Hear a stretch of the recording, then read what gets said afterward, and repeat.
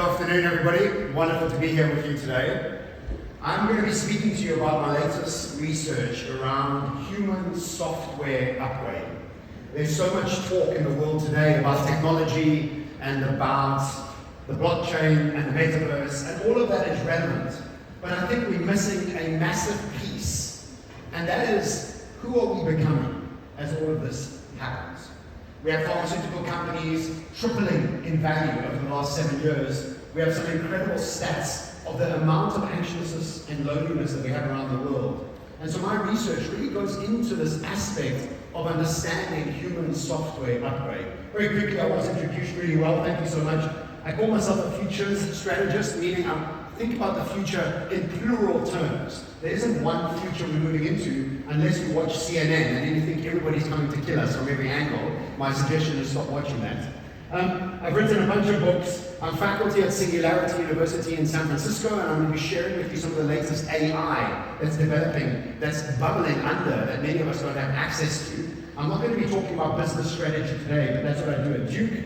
I'm an associate partner of Copenhagen Institute for Future Studies. Here we study human and societal change, which is I'm going to be sharing with you today, and I'm a podcaster at The Expansive. So let's get stuck into today's talk.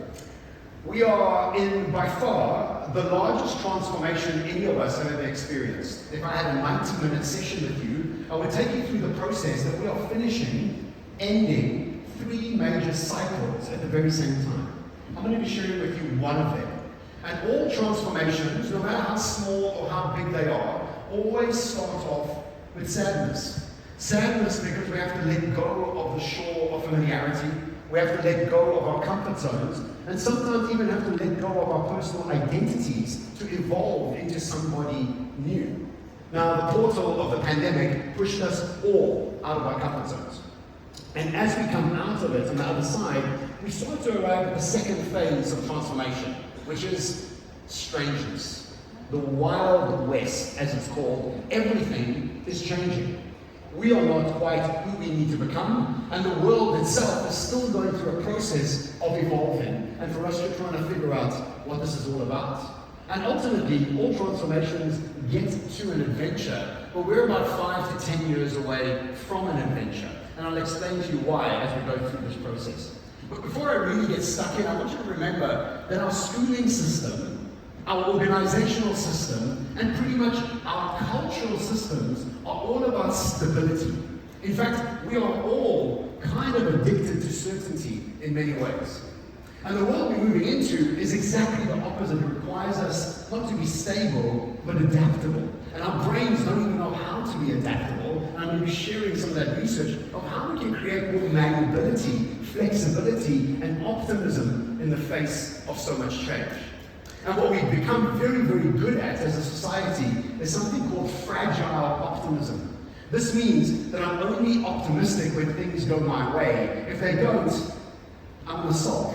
I'm going to be unhappy. I'm going to be cynical about the world ahead. And the truth is, we don't have a choice anymore. The future is changing. And if we are fragile in our optimism, we can't be optimistic and energized to actually start to change the future. And by the end of this talk, I hope you'll join me in becoming agile in your optimism, meaning that you'll become optimistic in your behavior towards this change. Because remember, if you can't predict the future, the only thing you can do is manage your behavior. And this is really what this research and talk is all about. And in order for me to explain how we need to evolve, I want to take you back a few hundred years, and when we were in the agricultural times as human beings. And in the agricultural times, for 10,000 years, there were certain rules that we had to follow as a society to be successful. And the rules were, 1, follow your forefathers, because your forefathers knew exactly what to do. 2, understand the seasons, because then you could understand the crops. And 3, work the fields for 16 hours a day. If you followed these 3 rules, you'd be incredibly successful. In fact, if you weren't strong enough to work in the fields for 16 hours a day, you would literally starve to death. And so the most important aspect of us as human beings in this process of the agricultural era for 10,000 years was our physicality, our physical quotient, or otherwise known as our PQ. And PQ stood strong for 10,000 years. But 250 years ago, when the Industrial Revolution arrived, we started to change our power sources. And so when the steam engine arrived and the combustion engine arrived, all of a sudden our physicality became irrelevant. It was pointless if you were strong or not. It didn't matter because the factory was stronger than you. And so the rules started to change 200 years ago, and the rules went from follow your forefathers to follow the system. The system is called schools. The system is called universities, degrees, corporations. So go and study mathematics, become an accountant, get a job as an accountant. Don't worry about your passion, your curiosity, your fascination. Who cares about that? So the system is what we had to develop and what we had to become good at. And in the system, we were really forced to become analytical in our thinking and logical in our thinking. This was never done in the agricultural era. It was only something we had to pick up 200 years ago. And in this process, we become very outcome-based. Because why? Industrial revolution is all about the economies of scale and efficiency. And we have to always be rushing towards this deadline. Always rushing towards some deadline, whether it's an exam we have to write, or an end of the month, or whatever the case may be. And so this has put a lot of strain on us as human beings as we run relentlessly towards we don't know where, someplace hopefully that gets us to relax, which never really comes. But as we start to evolve now, we start to realize that what we developed in the Industrial Revolution was this intelligence quotient, this IQ that we spent millions of dollars developing, forcing our kids to go to school to learn IQ and develop their IQ. But just like the steam engine replaced our physicality, welcome to the age of artificial intelligence, where our IQ now becomes irrelevant. It really doesn't matter how clever you are. AI is cleverer than you, smarter than you, faster than you, and can actually process more data points than you. And so as we evolve into this new quantum phase, it becomes incredibly important to understand the new rules. Because now, just like the Industrial Revolution brought us new rules, we have to now evolve into these new rules. And the rules were, follow your forefathers, follow the system, and now the next phase will be follow your uniqueness. Anybody have children here? Do they want to be influencers on YouTube? I saw a bunch of people rolling their eyes. This is exactly what your grandfather did when you told them what you wanted to do. Just remember that.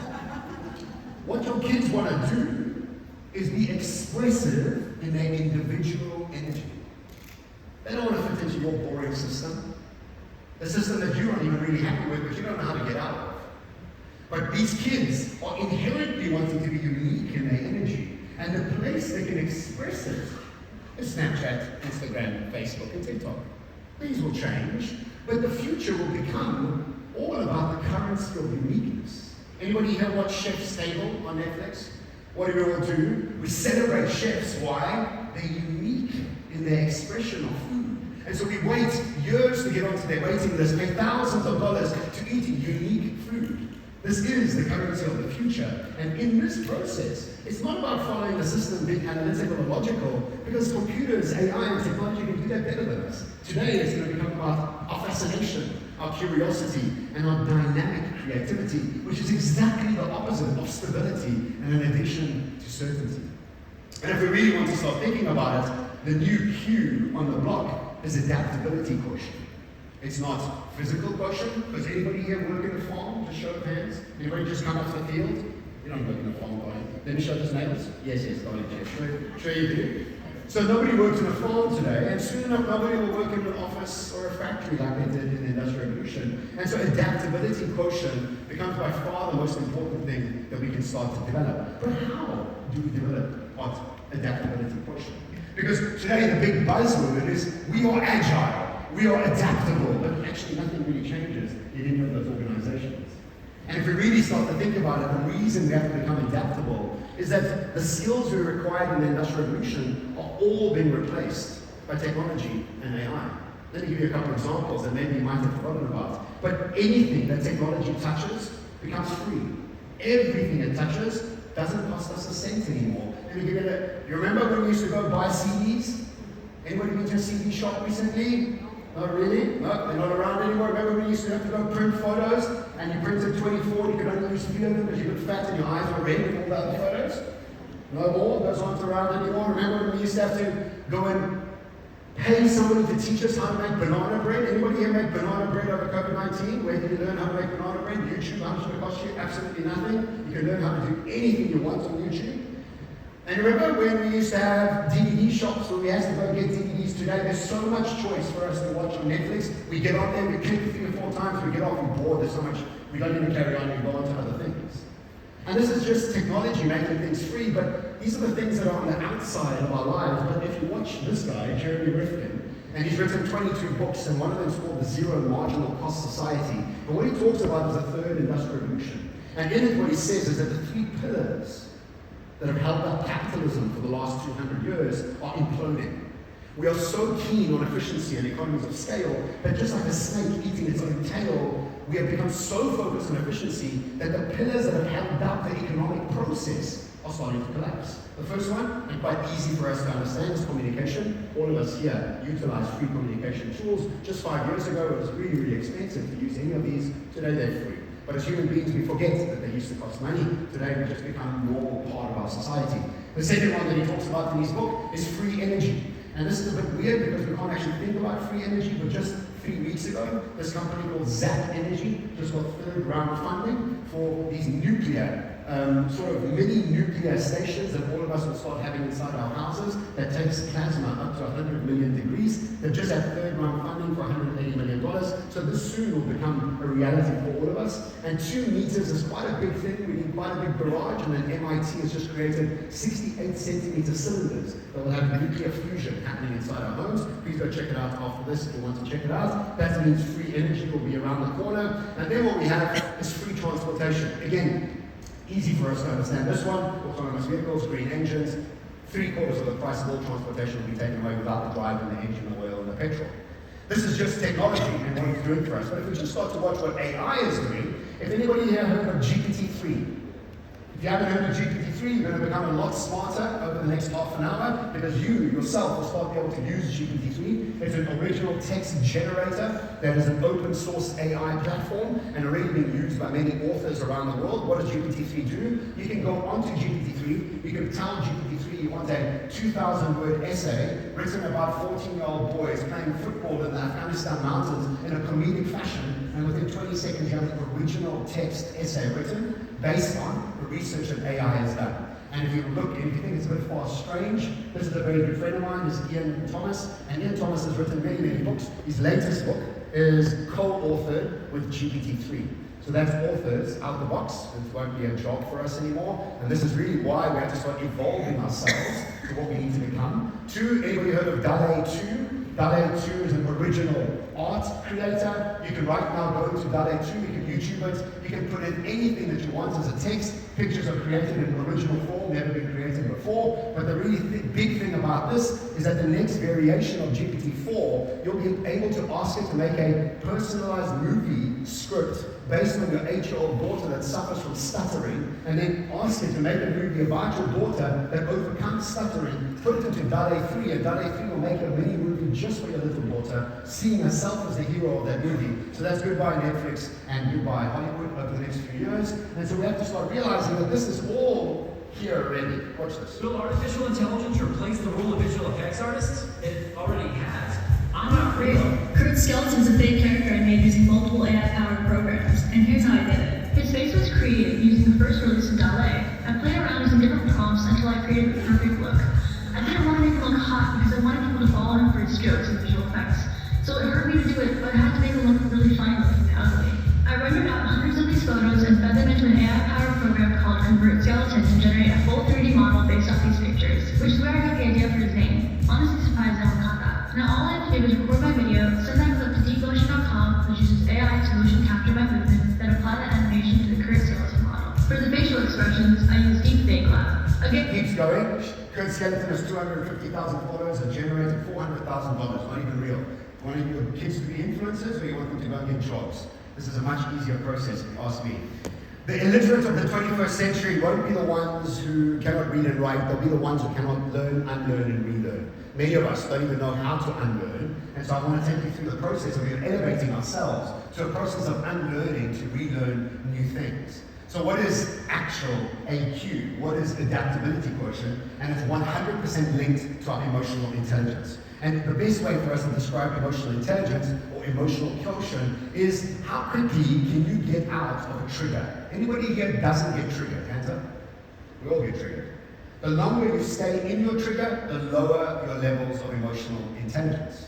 Think about it. You all know Donald Trump. Donald Trump is an 8-year-old boy that never got out of his trigger. Still in his trigger. And so he's low in his emotional intelligence. Now, if you are low in your emotional intelligence and you're triggered for 1 to 2 days, you're in a bad mood.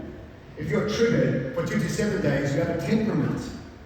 And if you don't get out of your trigger, welcome to a new personality. And so the world around us is triggered, meaning they're not adaptable, emotionally intelligent to evolve and become focused on the future, much more stuck on the past. And as Einstein said, you can't solve the new problems based on old ways of thinking. And we can't be using old ways of thinking to think about the new future. We have to almost evolve ourselves because before we start any thinking about the future. All my strategy sessions with my clients around the world start with meditation sessions. Why? Because meditation changes who we are, changes our brain waves, and then we think about the world in very different ways. So let's talk about the human software. And I've got 4 minutes to do this in. Number 1, there's 4 ways that we can upgrade our software. This is a 3-day workshop, so I'm going to zoom through it with you. 1, wisdom, having memories with no triggers, meaning that we become wise, peaceful, and calm in our approach towards change. How do we do this? Through a process of unearthing past trauma, so we can heal that trauma so we don't get triggered by it. Alan Watts said it best. He said the knowledgeable man has to learn something new every day, but the wise man has to unlearn something new every day. This becomes key in our process of becoming adaptable. 2, making decisions based on curiosity. And without even realizing, our society is so addicted to doing the right thing, the logical thing. Not worried about our curiosity, fascination, and sort of excitement, but really the right thing. And the second way to make decisions is based on the logic, the primal decision of ego ways of making decisions. This quote is my favorite. I'm Middle Eastern, so before you shoot me, this goes like this. I'll never choose a career path for my children. It's their responsibility to choose whatever medical school they'll graduate from and not this Middle Eastern mother. Yep, we all suffer from this in our Middle Eastern cultures. Look, you can do whatever you want, just go to that medical school. Which means that we don't care about your curiosity and your fascination. We only care about my ego, that I can tell all my friends that I've got a daughter that's a doctor. Plus also it's the right thing to do. So you can go and earn money to put your kid into a school that she or he doesn't even want to go into. So we have to start making decisions differently around us. 3, we have to start using imagination in the best way possible. What we are doing at the moment is using imagination in the worst way possible. It's called anxiousness. Anybody here have that cousin that comes and visits you? What does anxiousness say to us? It says, I catastrophize the future. The worst possible future is coming. I can't sleep at night because I'm preparing for war. There's not war, there's just a report that you have to put in tomorrow, but that's war. And your body prepares with adrenaline, and in a high beta brainwave, we tap our feet and legs all the time. We can't sleep at night. We have to have 1 o'clock at Wednesday morning at 9 a.m., what everybody finds out. But these are the things that our society is doing to try and dream up of this. And as Einstein said, he said, before I tell you what Einstein said, science is starting to prove to us that human beings have between 60 and 70,000 thoughts a day. And the sad part is that 90% of these thoughts are exactly the same as yesterday. Our brains are habit-making machines, and something happened to you 20 years ago, you're still suffering from it, which means that you haven't dealt with the trauma, which means you're not emotionally intelligent, it means you can't be adaptable for the future, accessing your creativity, curiosity, excitement, and imagination for creating a world collaboratively. And 4, damn it, this is Einstein. Einstein says that imagination is more important than knowledge. It is the forthcoming attractions to what life is bringing us. And we all are using our imagination all the time. Anybody here wanted to buy a new car and then start seeing that car everywhere? Yes, imagination. So we're using it all the time. What about that idiot that you don't like, that you see at the Waitrose, the Spinneys, at the traffic light? How's the idiot? Where do I get away from this guy? That's your imagination, working. And so ultimately, how do we change? How do we evolve? And the best way to evolve, in my experience, is meditation. Who here can't meditate? A lot of you will say, I can't meditate. Why? Because my brain's too busy. Are you saying my brain's too slow? No, you're not. But let's understand meditation very quickly, is that the Industrial Revolution, the educational system that we have, as well as addicted to something called the high beta brainwave. A high beta brainwave is keeping us continuously looking for danger and running away from the tiger that's going to eat us, which isn't around anymore. It's called deadlines now and reports. What we have to do, through a process of meditation, we move into a brain state of alpha. And in the state of alpha, you become naturally broad in your perspective, imaginative, creative, and collaborative. The best way for me to describe alpha to you is the day you come back from holiday. You know that first day you go to school or to work? That idiot at work doesn't bother you anymore. The rubbish on the floor is all good. And within 2 hours of being back at work, you say, I can't even remember I was on holiday. What happened? You went from an alpha brainwave from holiday, where you were making lists and lists of things that you should do when you get back to your real life. And the minute you get back to real life, you're back into beta, and now you're rushing. So very quickly, I've only got 2 more slides, I know I ran out of time. But very quickly, what happens when you make beta to alpha, and this is why it's so important for us to unwire our brains and prepare for this future, is when you move from beta to alpha, you move from anxious to excited. You move from a process of survival mode to creative mode. You can't be creative when you're running away from the tiger. And most of the world's trying to be creative in strategy sessions while being highly anxious and on a deadline to be creative. Those things aren't going to work in the same subject format.